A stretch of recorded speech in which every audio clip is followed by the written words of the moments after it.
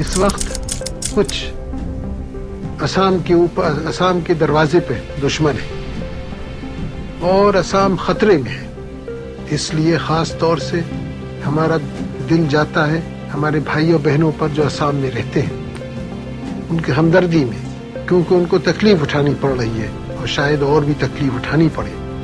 हम उनकी पूरी मदद करने की कोशिश करेंगे और करेंगे, लेकिन कितने ही हम मदद करें, हम उनको तकलीफ से नहीं बचा देंगे। ये पंडित जवाहरलाल नेहरू का वो रेडियो संदेश है जो उन्होंने 1962 में हुए भारत चीन युद्ध के दौरान देशवासियों के नाम दिया था। इस युद्ध में हुई भारत की शर्मनाक हार का दोषी पंडित नेहरू को ही माना जाता रहा है, जिसके कारण उनको उस समय काफी आलोचना भी झेलनी पड़ी। पंडित नेहरू का ये भाषण एक बार फिर से चर्चाओं में है जब लोकसभा में इंडिया गठबंधन की ओर से लाए गए अविश्वास प्रस्ताव के जवाब में प्रधानमंत्री नरेंद्र मोदी ने 10 अगस्त 2023 को एक बार फिर पंडित नेहरू के संबोधन का जिक्र करते हुए उन पर निशाना साधा। क्या कुछ कहा था, सुनिए।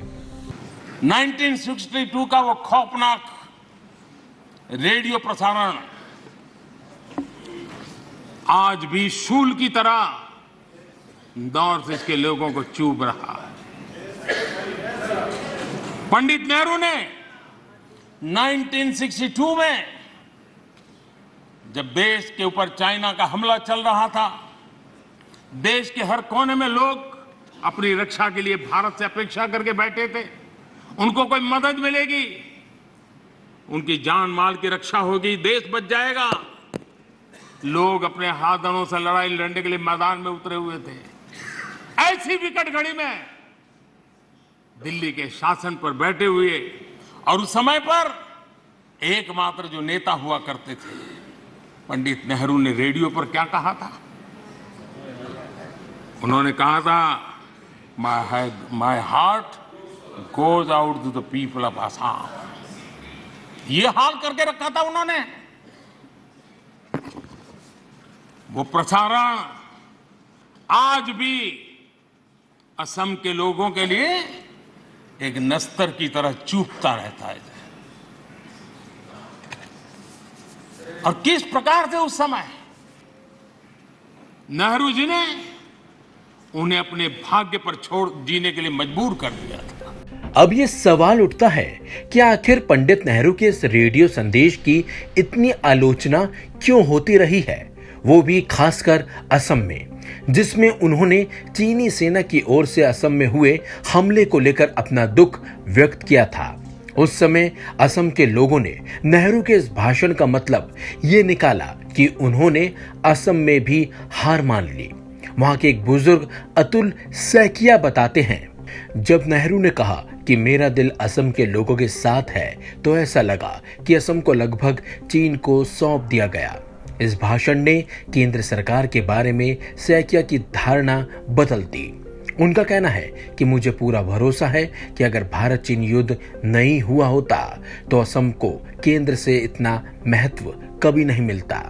सैकिया बताते हैं कि नेहरू के भाषण के बाद असमियों ने खुद को कितना अपमानित महसूस किया था। नेहरू के इस भाषण के बाद माहौल काफी खौफनाक हो गया था। एक और जहां नेहरू के संबोधन की काफी आलोचना होती रही है, तो वहीं कांग्रेस के नेता वेदव्रत बरुआ बताते हैं कि असम के लोगों ने नेहरू को गलत समझा। जब नेहरू बोमडीला पर कब्जे के बाद बोल रहे थे तो लगभग रो रहे थे। मुझे याद है उन्होंने रोंदे स्वर में कहा था, मेरा दिल असम के लोगों के लिए दुखता है, लेकिन मुझे पूरा विश्वास था कि चीनी असम में प्रवेश नहीं करेंगे। अगर उन्होंने असम पर आक्रमण किया होता तो युद्ध का रुख दूसरा मोड़ ले लेता। शायद अन्य देश आक्रमणकारी चीनी सैनिकों को रोकने के लिए भारत की मदद के लिए आए होते। 20 अक्टूबर 1962 को भारत और चीन के बीच युद्ध शुरू हुआ था। इसमें हजारों भारतीय सैनिक शहीद हुए थे। इस युद्ध में भारत को हार का सामना करना पड़ा था। इस युद्ध में चीन को भारत के अक्साई चीन के लगभग 38,000 वर्ग किलोमीटर के क्षेत्र पर कब्जा कर लिया था। फिर चीन ने एक तरफा युद्ध विराम घोषित कर दिया और उसकी सेना मैकमहोन रेखा के पीछे लौट गई।